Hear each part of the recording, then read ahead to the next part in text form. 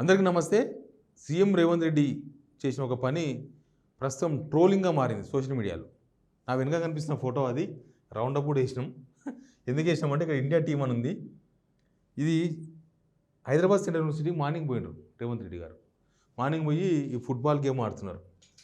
ఆడితే ఆడిండు, ఆయన ఇష్టం. ఎందుకంటే ఇక రిలాక్స్ టైం, సైలెన్స్ టైం కదా ఇది. నిన్న సాయంత్రం 6 గంటల వరకే ప్రచారం అయిపోయింది. ఈరోజు అంతా సైలెన్స్ టైం. అభ్యర్థులు తిరగవచ్చు. అభ్యర్థి ఆయన ఒక్కడే, ఆయన ఎంబడి ఎవరు ఉండకూడదు. మనుషులు పోయి ఇల్లు తిరిగి ప్రచారం చేసుకోవచ్చు ఎక్కడైనా ఉంటే, ఇంపార్టెంట్ ఉంటే. కానీ మిగతా వాళ్ళు ఎవరు ప్రచారం అట్లాంటివి చేయకూడదు. కానీ రేవంత్ రెడ్డి ఓ రకంగా ప్రచారాన్ని స్టార్ట్ చేసిండు. ఈయన ఎట్లా చేసిందంటే, ఇక్కడ చూడండి, ఇండియా టీం అని ఇక్కడ రౌండప్లో కనిపిస్తుంది. ఆయన ఇండియా టీం తరఫున ప్రచారం చేసినట్టుగానే ఉంది.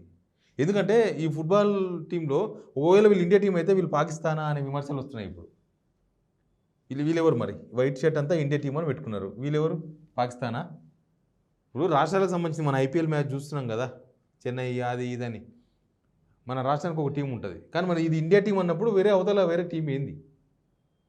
ప్రచారం చేయదలుచుకుంటే డైరెక్ట్ ప్రచారం చేయండి. ఇట్లా ఎలక్షన్ కోడ్ ఉల్లంఘించారనేది ఒక ప్రధానమైన విమర్శ ఒకటి రేవంత్ రెడ్డి పైన వస్తుంది. ఇండియా టీం అని పెట్టుకున్నారు, ప్రచారం చేస్తూ ఉన్నారు. ఇండియా టీం అంటే తెలుసుగా మీకు. ఇప్పుడు ఎన్డీఏ బీజేపీ వాళ్ళది, ఇండియా టీము కాంగ్రెస్ వాళ్ళది. కాంగ్రెస్ మిగతా రకరకాల ప్రాంతీయ పార్టీలంతా కలిసి ఇండియా టీం అని పెట్టుకున్నది. ఈ ఫోటోలు మీకు చూపిస్తాను, ఇంకా కొన్ని ఉన్నాయి ఫోటోలు. ఇదంతా సోషల్ మీడియాలో ఆయన వ్యవహారం పైన సోషల్ మీడియా వస్తుంది. ఇది లోపలికి పోతున్న వీడియో, ఎస్సీఓలోకి పోతుంది గేమ్. ఇట్లా ఇది ప్రచారమే. ప్రచారం అయిపోయిన తర్వాత, ప్రచారం ఎంత అయిపోయినాక ఎందుకు నిన్న దాకా ప్రచారం చేసిండ్రు. రాహుల్ గాంధీ గారు వచ్చిండ్రు, ప్రియాంక గాంధీ గారు వచ్చిండ్రు, కాంగ్రెస్ ముఖ్య నేతలందరూ వచ్చి ప్రచారం చేసిండ్రు. రేవంత్ రెడ్డి గారు వేరే రాష్ట్రాల పోయి కూడా ప్రచారం చేసిండ్రు. అటు కేరళ పోయి, ఇంకెక్కడో పోయి యూపీ పోయి కూడా ప్రచారం చేసిండ్రు. సరిపోలేదా ప్రచారానికి టైము కాంగ్రెస్కు? లేకపోతే ఈ గేమ్తోనే దీంతోనే ఇక ఓట్లు రాలుతాయి అనుకున్నారు. 14 సీట్లు టార్గెట్గా పెట్టుకున్నారు కాంగ్రెస్ వాళ్ళు. 14 సీట్లు వచ్చే పరిస్థితులు ఉన్నవో లేవో మీకు అందరికీ తెలుసు. ఇప్పుడున్న సిచ్యువేషన్లో 14 సీట్లు కాంగ్రెస్కి వస్తాయి రావా అనేది, అది ఓట్లు వేసేది మీరే కాబట్టి మీకే బాగా తెలుస్తుంది. అట్లాంటి సిచ్యువేషన్లో ఈ చీప్ ట్రిక్స్ ఎందుకు అనేది ఒక చర్చ. ఈ చీప్ ట్రిక్స్ అంతా ఎందుకు? మంచి చేస్తే మంచి చెప్పుకున్నారు 5 నెలల గవర్నమెంట్లో, లేకపోతే సెంట్రల్ గవర్నమెంట్ వస్తే ఏం చేస్తారో చెప్పుకున్నారు. ఇంకా మళ్ళీ తర్వాత ఇవన్నీ ఎందుకు? ఇవన్నీ ఈ మధ్యలో ఈ చీప్ ట్రిక్స్ అంతా ఎందుకు? అనవసరంగా పరుగు తీసుకొని కాకపోతే దీంతో పోయేది. ఇప్పుడు ఈయన పీసీసీ ప్రెసిడెంట్ ఒకడు కాదు, సీఎం కదా తెలంగాణ. రేవంత్ రెడ్డి అంటే తెలంగాణ అంటే రేవంత్ రెడ్డి మీన్స్ ఆయన ముఖ్యమంత్రి పదవిలో ఉన్నారు. ఆ సీటుకు కొద్దిగా వాల్యూ ఉంటుంది. రేవంత్ రెడ్డి గారు రాజకీయ నాయకుడే, ఎవరైనా రాజకీయ నాయకులు సీఎం అవుతారు.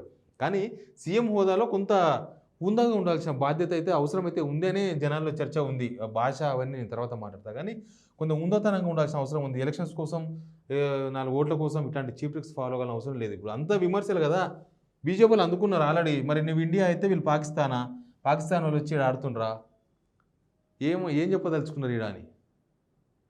ఈ కూటమికి ఇట్లా ప్రచారం సైలెన్స్ డే రోజు ప్రచారం టైం అంతా అయిపోయిన తర్వాత కొన్ని గంటల ముందు, పోలింగ్ కొన్ని గంటల ముందు ఇట్లాంటి చీప్ ట్రిక్స్ ఎందుకు అనేది సోషల్ మీడియాలో రేవంత్ రెడ్డి గారికి ఇస్తున్న ప్రశ్నలు, ఆయన మీద వస్తున్న విమర్శలు.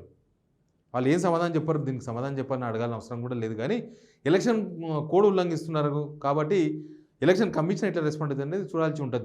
దీని మీద అంత ఈజీగా ఉండదు. ఆల్రెడీ రేవంత్ రెడ్డి గారికి ఒక నోటీస్ ఇచ్చారు, కేసీఆర్ గారికి ఒక నోటీస్ ఇచ్చారు. వాళ్ళు రిప్లై ఇవ్వలే. అప్పుడు 48 అవర్స్ ఆయన ప్రచారం టైం కాబట్టి ప్రచారాన్ని బంద్ చేయించారు, బ్యాన్ చేసిండ్రు.